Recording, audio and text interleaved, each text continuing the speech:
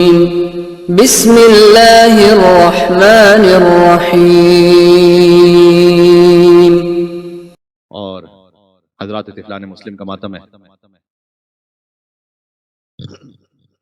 وسائل الشیعہ میں مسمع سے روایت ہے کہ صادق علیہ محمد نے یہ فرمایا، اللہم صلی علی محمد وعلی محمد۔ امام نے مسمع سے پوچھا تھا کہ تم میرے جد حسین کا ذکر برپا کرتے ہو یا نہیں؟ تو مسمع نے کہا کہ اے مولا، میں آپ کے جد حسین پر گریہ کرتا ہوں۔ امام نے کہا فتجزا، کیا فریاد کرتے ہو یا نہیں؟ اگر سادہ الفاظ میں کہوں، کیا دھاڑے مارتے ہو یا نہیں؟ جزا و فضا کرتے ہو یا نہیں؟ اس نے کہا مولا، میں حسین کے ذکر پر ایسے روتا ہوں کہ مجھے اپنے طعام و قیام کا ہوش نہیں رہتا، مجھے اپنے کھانے پینے کا ہوش پھر نہیں رہتا۔ امام کا جملہ ہے جو پڑھ رہا ہوں وسائل الشیعہ سے، غالباً جلد نمبر 14 میں یہ حدیث ہے۔ اللہ اکبر۔ امام نے کہا کہ اے مسمع، اگر تو ایسے روتا ہے میرے جد حسین پر تو یاد رکھ، جب ملک الموت تیرے پاس آئے گا تو وہ ماں سے زیادہ تجھ پر مہربان ہوگا۔ عزیز و محرم نزدیک آ گیا، ایک جشن باقی رہ گیا ہے مباہلہ کا۔ اہل بیت کا حکم ہے ہماری خوشیوں میں خوش ہو جاؤ، لہذا وہ جشن تو ہوگا، بس اس کے علاوہ غم ہی غم کی تاریخ ہے۔ اب خود بخود انسان کا دل مائل ہو جاتا ہے۔ اذا دخل شہر محرم لا یرا ابی ضاحکا۔ میں نے عرض کیا کہ اس اسلامی سال کے حوالے سے مجلس اعزا کے سلسلے میں میری آخری خدمت ہے آپ کی خدمت میں، اس لیے میں اس جملے کو پڑھ رہا ہوں، ورنہ اگلی شب جمعہ سناتا، لیکن آج سن لیجئے گا کہ امام نے فرمایا ہے، امام رضا علیہ السلام نے، اذا دخل شہر محرم لا یرا ابی ضاحکا، جیسے ہی محرم شروع ہوتا، ابھی جیسے چاند نظر آتا، لا یرا ابی ضاحکا، کوئی میرے بابا موسی کاظم کو ہنستا ہوا نہیں دیکھتا تھا۔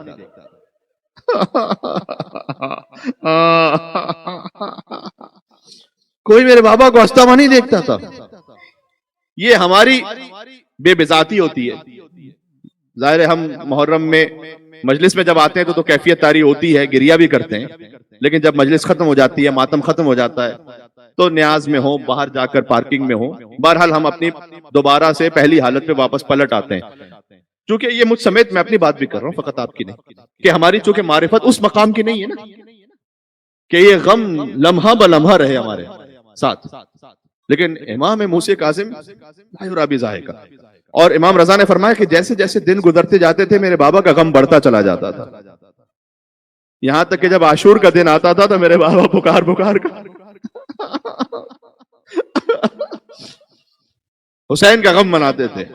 تو یہ سنت ہے ائمہ علیہ السلام کی، اس کا خیال رکھیے گا۔ جو جس انداز سے بھی غم کی شکل اور کیفیت بنا سکتا ہے وہ مطلوب ہے۔ ہاں بس اس بات کا خیال رکھیں کہ شریعت کی پابندی رہے، کوئی واجب چھوٹنے نہ پائے، کوئی حرام ہونے نہ پائے، پھر اس کے بعد آپ جس انداز سے بھی غم کی کیفیت کو لا سکتے ہیں۔ بعض لوگ ہوتے ہیں کہ جو اب یہاں تو شاید اس بات کا بظاہر سے امکان نہ رہا ہو، لیکن آپ سبھی اس بات کی گواہی دیں گے کہ ہمارے آباء و اجداد میں تو بہت کامن تھا کہ وہ چارپائیاں الٹ دیتے تھے، زمین پر سوتے تھے۔ یہ تعظیم شاعر اللہ۔ تو زمانے کے ساتھ ساتھ تقاضے مختلف ہوتے رہتے، لیکن بہرحال آپ غم کی جس کیفیت کو بھی لا سکتے ہیں۔ بچوں سے کہیں کہ بچوں پورے ایام اعزا اور بالخصوص ان 10 دن ہم کہیں کوئی ایسا اہتمام نہیں کریں گے، کوئی ایسی شاپنگ نہیں کریں گے، کہیں ایسی جگہ نہیں جائیں گے جہاں سے خوشی کا اظہار ہو رہا ہو۔ یا اللہ، یہ بچوں کی تربیت کا ایک حصہ ہے۔ ان کے لباس میں لے کر آئیے، ان کی عادتوں میں لے کر آئیے۔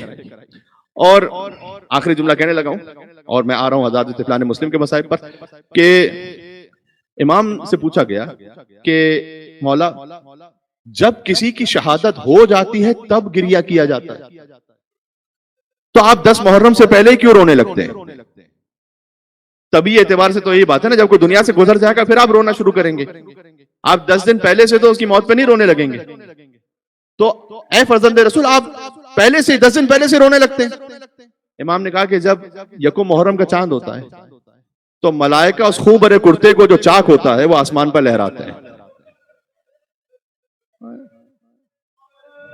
امام نے کہا ہم اس کرتے کو، ہم اہل بیت اپنی بصارت کی نگاہوں سے دیکھتے ہیں، اور ہمارے سارے شیعہ بصیرت سے اسے محسوس کرتے ہیں کہ حسین کا خوب برا کرتا آسمان پر موجود ہے۔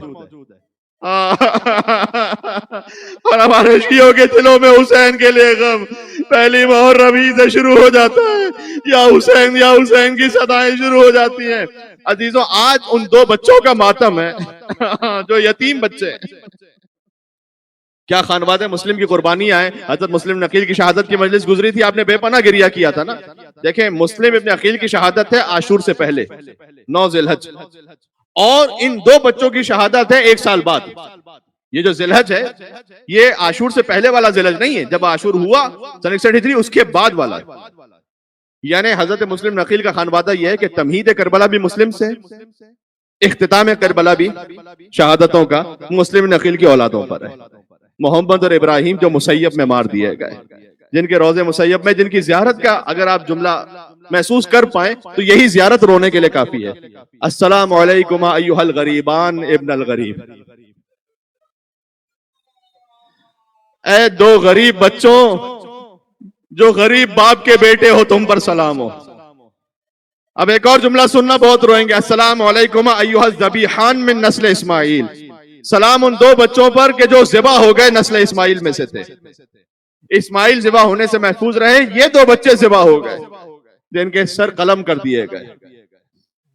اب دو روایتیں یہاں پر، ایک تو یہ ہے کہ مسلم نقیل علیہ السلام کے ساتھی آئے تھے اور زندان میں ڈال دیے گئے، اور پھر ابن زیاد نے انہیں زندان ہی میں ڈال کے رکھا۔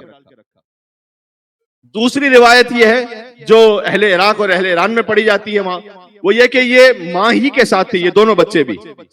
اور شام غریبہ جب بچوں کو تماچے مارے جا رہے تھے، جب اسباب لوٹا جا رہا تھا، تو یہ کہیں بیابان میں چلتے چلتے ایک ایسے وہاں سے چلتے چلتے پھر گرفتار ہوئے، پھر زندان میں پہنچے، اور پھر زندان سے جب زندان بان نے دروازہ کھولا، اگر ہو سکتا ہے تو میں پڑھتا ہوں، تو پھر مسیب پہ مارے گئے۔ یہ دو روایتیں ہیں۔ شام غریبہ تو جانتے ہو نا جو کیفیت ہے، مسلم کی یتیم بچی تو پامال ہو گئی، یہ سنا چکا ہوں۔ ہائے ہائے ہائے ہائے، ساری زندگی رونے کے لیے کافی ہے کہ کوئی خانوادہ اہل بیت کی بچی ہو اور گھوڑوں کی ٹاپوں تلے پامال ہو جائے۔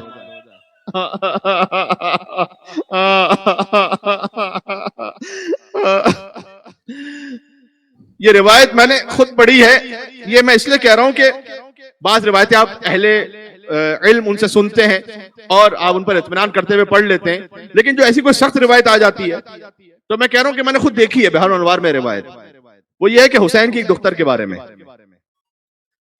وہ بیان کرتی ہیں کہ میں تماچوں سے بچنے کے لیے مقتل کی جانب جا رہی تھی، وَإِذَا بِرُمْحِ الْكَعْبِ بَيْنَ الْكَتْفِ، کہ میرے دو کندھوں کے درمیان کسی نے نیزہ مارا اور میں منہ کے بل زمین پر گر پڑی۔ آئے ہائے، مجھے معاف کر دینا کلے۔ اب نقل بالمعنی کر رہا ہوں اس روایت کا کہ، اور یہ روایت کا جملہ ہے کہ وہ ظالم آیا اور میں نے اپنی بالیوں کو چھپا لیا، نہ لے جا۔ یہ میرے بابا نے بہت محبت سے مجھے پہنائی تھی، اس نے ایسے میرے گوشوارے اتارے کہ تسیر الدم علی خدی، یہ عربی کا جملہ ہے کہ خون میرے رخساروں پر بہتا ہوا۔ آئے ہائے،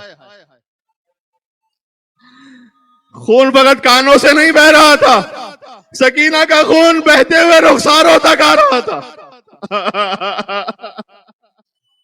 اس کے بعد وَإِذَنْ أَنَا مَخْشِيٌ عَلَيْهِ، کہ میں غش میں چلی گئی، تو پھر میری پھوپھی زینب آئیں، اور جو مقتل میں گرتا تھا حسین جاتے تھے لاشا لینے کے لیے، شام غریبہ پر جو بچی گری اسے زینب جاتی تھی لینے کے لیے۔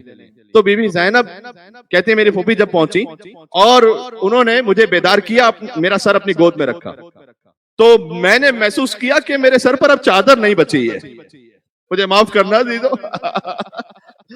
وہ بچی کے جس کے کانوں سے لہو بہ کر رخساروں تک آ رہا ہے، اس نے اپنے زخم کے بارے میں بات نہیں کی، آل محمد سے تعلق ہے، کیا حجاب کا اہتمام ہے۔ اپنی پھوپھی سے کہا کہ حلی خرقتن استر بہا راسی، اے پھوپھی کیا کوئی چادر کا ٹکڑا بچا ہے کہ میں اپنا سر ڈھانپ لوں؟ تو بی بی زینب نے جواب، خدا کرے یہ نہ ہوا ہوتا۔ بی بی زینب نے کہا امتو کے مثلک، اے سکینہ تیری پھوپھی بھی تیری ہی طرح بے ردا ہے۔ چادر موجود نہیں ہے زینب کے۔ اس عالم میں اب بچے بیابان میں کوئی بچہ کہاں تھا کوئی بچہ کہاں تھا. تو ایک روایت یہ ہے کہ یہ دو بچے وہیں سے چلتے چلتے چلتے پہنچے پھر, اور راستے میں انہیں پھر گرفتار کیا گیا اور پھر انہیں زندان میں ڈال دیا گیا. اور جب زندان میں رہے تو رسیوں سے باندھ دیا جاتا تھا. دن میں روزہ رکھتے تھے, رات میں عبادت کرتے تھے. اور ایک دن زندان باندھ کے دل میں اللہ جانے کیا خیال آیا, اس نے کہا کہ تم عبادتیں کرتے ہو, رات میں نماز میں مصروف رہتے ہو, تو یہ بتاؤ تم کون ہو. تو اس نے سوال کیا کہ کیا تم محمد مصطفیٰ کو جانتے ہو؟ کہ میں تو ان کا کلمہ پڑھتا ہوں. کہ اچھا یہ بتاؤ کہ کیا ان کی بیٹی فاطمہ زہرا سلام اللہ علیہ ان سے واقف؟ کہتے ہیں ہاں میں بی بی کا محب ہوں. اور یہ بہت ممکن ہے کیونکہ زندان بان بدلتے بھی رہتے تھے, انہیں خود نہیں پتا ہوتا تھا کہ زندان میں کون ہے, کیسے ڈال دیا گیا, مہینوں تک نہیں پتا چلتا تھا. کہ ہم رسول اللہ کے خاندان سے ہیں. یا اللہ, اگر تو ہم پر کچھ رحم کر لے تو ہم تجھے وعدہ کرتے ہیں کہ قیامت میں اپنے جد رسول اللہ سے شفاعت کروائیں گے. یا اللہ یا اللہ. دیکھو علی ابن ابی طالب کے نواسے ہیں یہ جانتے ہو نا, مسلم ابن عقیل کے بیٹے ہیں, علی کے نواسے ہیں, اچھی طرح سے جانتے ہو نا یہ.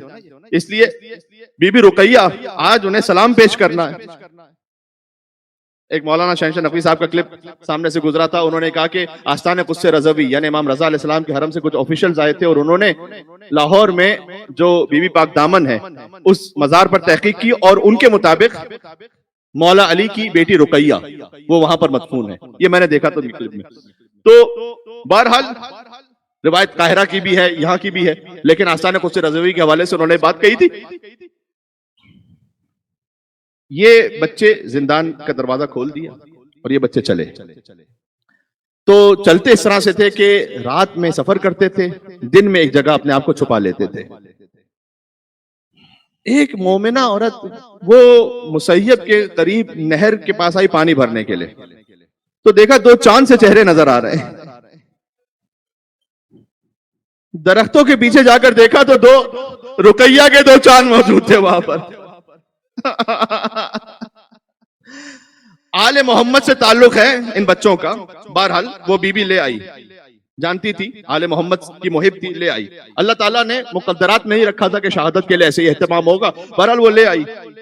اچھا یہاں اس کا داماد یا بیٹا, زیادہ تر داماد کے بارے میں واقعہ ہے, اسے خبر ہوئی کہ وہ دو بچے جن کے تلاش کی جا رہی وہ تو میرے گھر میں موجود ہیں. لہذا رات بھر بچوں کو ستون سے باندھ کے رکھا اور صبح لے کر گیا نہر کے قریب. اچھا یہ جملہ نہ ہوتا تاریخ میں تو نہ پڑھتا, میری جرت نہیں ہے, اس لیے کہ اب یہ سخت جملہ ہے جو آنے لگا ہے. میں پہلے سے کہہ دیتا ہوں, اپنے آپ کو رونے کے لیے آمادہ کر لو.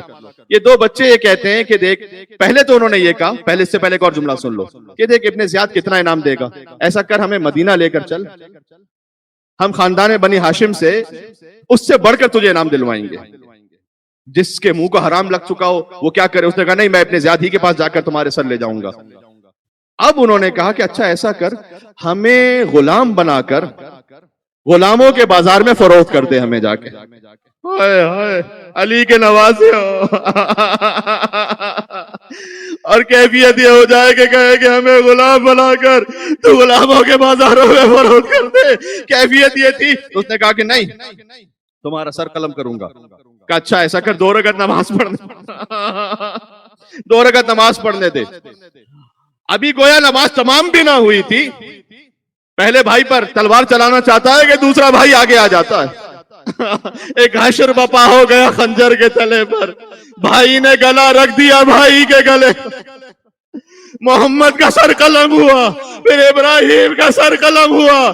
دیکھو اون محمد کربلا میں مارے گئے, ان کے لاشیں اٹھانے والے تو موجود تھے. ایک کا لاشا حسین نے اٹھایا, ایک کا عباس نے اٹھایا, مسیب میں کوئی لاشا اٹھانے والا موجود نہیں تھا. ہاں ماتم کرنا کریا کرنا عجب ماحول ہے. بھائی کی لاش تیر رہی تھی جب تک دوسرے بھائی کا لاشا ساتھ میں نہ آ گیا. گریا کر لیا, بات اختتام تک پہنچ گئی. اب یہ بچے تو اس طرح مارے گئے نا, لیکن جب ان کی ماں پہنچی تھی نا کربلا سے کوفہ, تو ماں تو نہیں جانتی کہ اب ان بچوں کا عالم کیا ہے، لہٰذا ماں نے دیکھا کہ دارالامارہ پر کہیں مسلم کا لاشا لٹکا ہوا ہے،